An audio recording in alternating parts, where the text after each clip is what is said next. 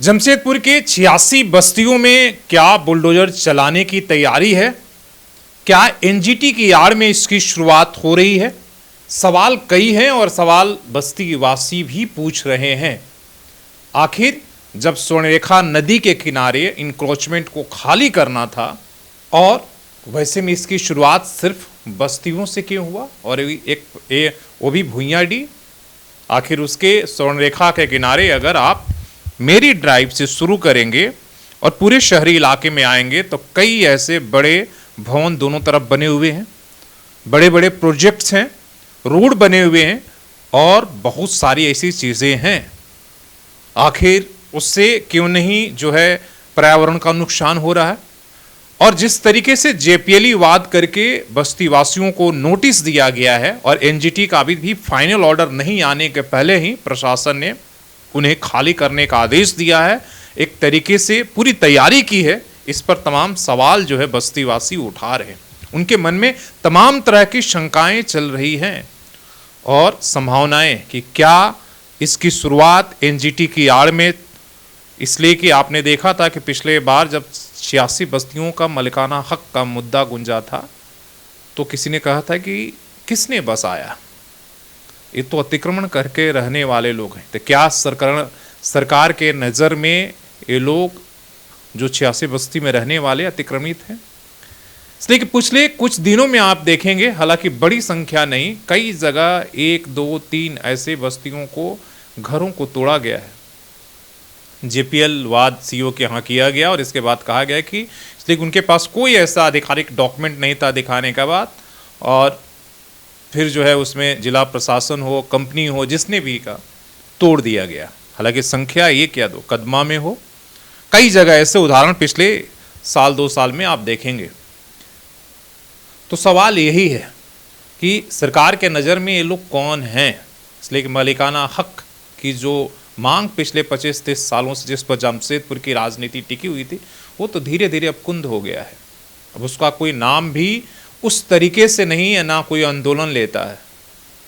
और इस बीच में ये सारी चीज़ें हो रही है, इसलिए कि आप देख रहे हैं कि जब भी जहाँ जिस कभी रोड चौड़ीकरण के नाम पर जिमको में हटा दिया, कहीं बर्मा माइंस में, कहीं कुछ कंपनी हो या जिला प्रशासन जेपीएल वाद करती है और कहती है कि डॉक्यूमेंट दिखाओ, उनके पास कुछ होता नहीं और लास्ट में उन्हें हारना पड़ता और बुलडोजर चल जाता है।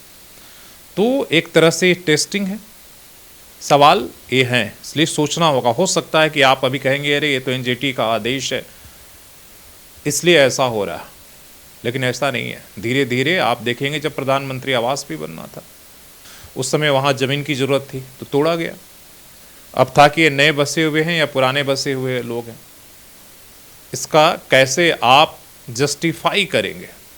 सवाल तो है। ये सारे लोग जो बसे हुए हैं, कल तक ये सारी ज़मीनें लीज की थी और 2005 में जब बाहर कर दिया गया लीज से, तो उनके पास कोई भी ऐसा डॉक्यूमेंट नहीं है और बड़ी बड़ी बस्तियां बसी हुई, एक बड़ी आबादी पूरा जमशेदपुर की, इसी पर पश्चिमी विधानसभा हो या पूर्वी हो, दोनों तरफ।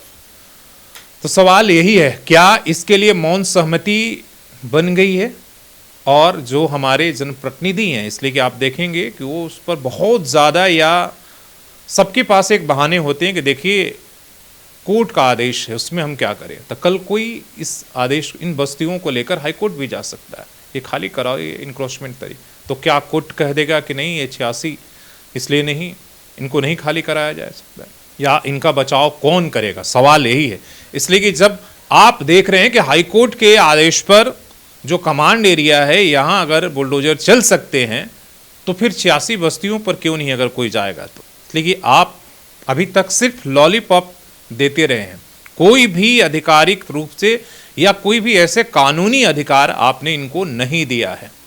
सरकारें आती रहीं, जाती रहीं, राजनीति चलते रहा इसके इर्द गिर्द और तमाम सारी चीज़ें ऐसी हो रही हैं। खतरा है। आप देखिए अभी जब केबल कंपनी लिया है, वो वेदांता ने केबल कंपनी को लिया, वहाँ भी एक डर है। तो जहाँ जहाँ कंपनियों का विस्तार होगा, जहाँ जहाँ सरकार के प्रोजेक्ट्स की ज़रूरत होगी, तो क्या फिर एक जेपीएल वाद होगा, कोई कोर्ट जाएगा और कहेगा कि सारे इंक्रोचमेंट वाले लोग हैं, इनको हटाया जाए, और उनके पास ये नहीं होगा। अभी तक सिर्फ एनजीटी की और भुइयाडी और के आसपास के 145 घरों का संकट है, मानगो के लोगों का संकट है नदी किनारे। लेकिन इस आदेश में भी लोगों का शक है कि भाई बाकी जो इमारतें हैं, जो जिला प्रशासन ने एनजीटी में एफिडेविट दिया था, जिन जिन भवनों और जिन जिन बिल्डिंगों का नाम दिया था, कि उन पर कार्रवाई क्यों नहीं हो रही है? बस्तियों पर ही सबसे पहले इसकी शुरुआत क्यों हो रही है? हालांकि एक कानूनी ये है, इसका जवाब तो हमारे जिला प्रशासन, सांसद और विधायक को देना चाहिए। उनको ये सवाल पूछना चाहिए, उनको पब्लिक को बताना चाहिए, लेकिन उनके पास कई बहाने होते हैं। और फिर राजनीति है, आरोप प्रत्यारोप। हमने थोड़े किया, आपकी सरकार है, आपने किया था, आपने ये किया, कौन कंप्लेन किया, फिर वो 2024 में किसने एक उठाया, उससे पहले किसने चिट्ठी लिखी थी, ये तमाम सारे सवाल हैं। आखिर चिट्ठी लिखने की आवश्यकता क्यों पड़ी थी? उसके पीछे भी तो राजनीति होगी ना।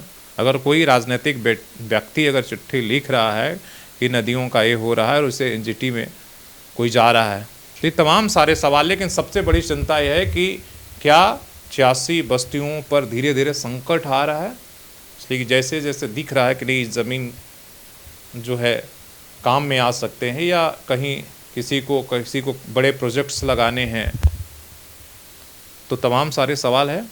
आप अपने जवाब दे सकते हैं अपनी सद्बुद्धि के हिसाब से, अपने विचार के हिसाब से, और फिर लोगों से भी बात करेंगे और समझेंगे कि उनको क्या लग रहा है, खतरा है या सिर्फ ऐसी हवाई है।